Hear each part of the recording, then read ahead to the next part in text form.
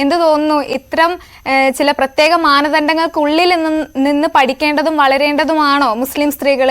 Supreme കോടതി അഭിഭാഷകയാണ്, അപ്പോൾ എപ്പോഴെങ്കിലും ജീവിതത്തിൽ ഇതുപോലെ ചില അതിർവരമ്പുകൾ വന്നിട്ടുണ്ടോ?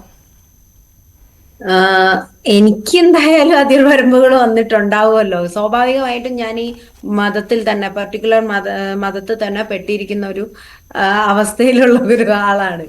അപ്പം ശരിക്കും പെട്ടു എന്ന് തന്നെ പറയണം ഇതൊക്കെ കേൾക്കുമ്പോൾ. കാരണം ഇന്ത്യ എന്ന് പറയുന്ന മഹാരാജ്യം ഇപ്പോഴും സെക്യുലർ ആയിട്ട് ട്രീറ്റ് ചെയ്യാൻ പറ്റുന്നില്ല ഓരോരോ എന്താ റിലീജിയസ് ആയിട്ടുള്ള ആളുകളെ എന്ന് വെച്ചിട്ടുണ്ടെങ്കിൽ പിന്നെ എന്തു പറയാനാ. പിന്നെ പ്രത്യേകിച്ച് ഇതേപോലെ പെൺകുട്ടികൾ ആൺകുട്ടികൾ എന്നുള്ള വേർതിരിവ് അത് കഴിഞ്ഞ് വന്നു.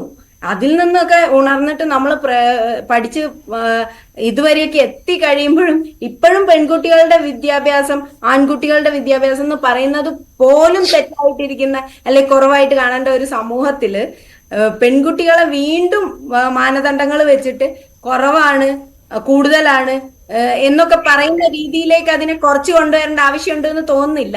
ആർട്ടിക്കിൾ 25 to 28 എന്തായാലും വിദ്യാഭ്യാസത്തിന് വേണ്ടിയിട്ട് റിലീജിയസ് ആയിട്ടോ അല്ലെങ്കിൽ എന്തെങ്കിലും റിലീജിയസ് ആയിട്ടുള്ള മുന്നോട്ടുള്ള ഈ പറയുന്ന പോലെ കോൺസ്റ്റിറ്റ്യൂഷണൽ ആർട്ടിക്കിൾ ആണ്. അത് വിദ്യാഭ്യാസത്തിനോ അല്ലെങ്കിൽ എന്തിനെങ്കിലും പെൺകുട്ടികൾക്കായാലും ആൺകുട്ടികൾക്കായാലും യാതൊരു അതിർവരമ്പുകളും വെക്കുന്നതായിട്ടുള്ള ഒരു പ്രൊഫഷൻ ആയിട്ടല്ല വന്നിട്ടുള്ളത്.